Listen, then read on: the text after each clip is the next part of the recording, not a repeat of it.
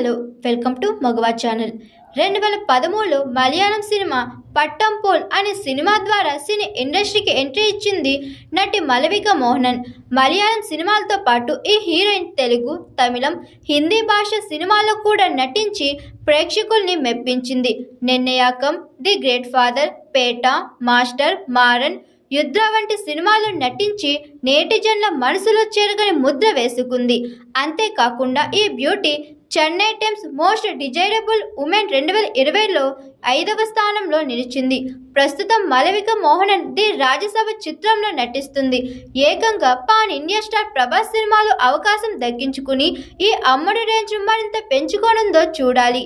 ఇకపోతే ఈ బ్యూటీ షూటింగ్లో ఎంత బిజీగా ఉన్నప్పటికీ సోషల్ మీడియాలో మాత్రం చాలా యాక్టివ్గా ఉంటుంది.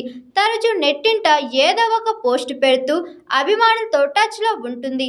తాజాగా మలవిక మోహనన్ సోషల్ మీడియాలో అద్భుతమైన ఫోటోలు పంచుకుని, నేను నగర అమ్మాయిని కాదు, కానీ నా మనసు ఎప్పుడు నీతోనే ఉంటుంది, బ్యాంకాక్ అని తెలుపు రంగు లవ్ సింబల్ జోడించింది.